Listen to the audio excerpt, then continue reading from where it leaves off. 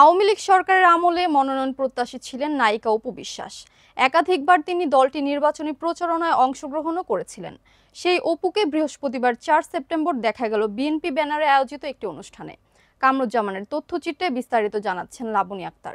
আওয়ামী লীগ সরকারের আমলে মনোনয়ন প্রত্যাশী ছিলেন নায়িকা অপু বিশ্বাস। একাধিকবার তিনি দলটির নির্বাচনী প্রচারণায় অংশগ্রহণ করেছিলেন।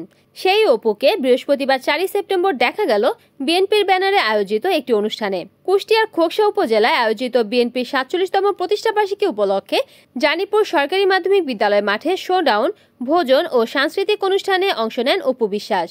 এ সময় অপু বিশ্বাসের সঙ্গে ছিলেন চিত্রনায়ক নীরব হোসেন। জানা যায়, অপু বিশ্বাস ও নীরব যাচ্ছেন জেনে বিপুল সংখ্যক জনতা সেখানে হাজির হন। নীরব অপুকে আমন্ত্রণ জানান খোকসা পৌর বিএনপির সাবেক সাংগঠনিক সম্পাদক রিপন হোসেন।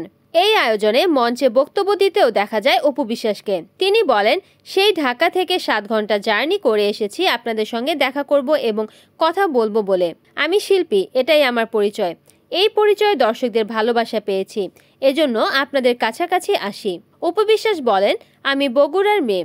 এর আগে রাজবাড়ী এসেছিলাম, কিন্তু খোকসা আসা হয়নি। এখানে আনার জন্য প্রাণপ্রিয় বড় ভাই রিপন ভাইকে ধন্যবাদ জানাই। রিপন ভাই আপনাদের সেবা করতে চান, আমি চাইবো সেই সুযোগ আপনারা করে দেবেন। যে মানুষ আপনাদের চাওয়া পাওয়ার মূল্য দিতে চায়, আমি মনে করি তার থেকে আর বড় মনের মানুষ হতে পারে না। বিগত আওয়ামী লীগ সরকারের সময় অপু বিশ্বাস তাদের পক্ষে বেশ সক্রিয় ছিলেন। নির্বাচনী প্রচারণায় তিনি ছিলেন আওয়ামী লীগের নিয়মিত তারকামুখ। এমনকি সংরক্ষিত আসনে সংসদ সদস্য হওয়ার দৌড়েও ছিলেন তিনি। Desk news, Kamruzzaman Kamrul, NN TV।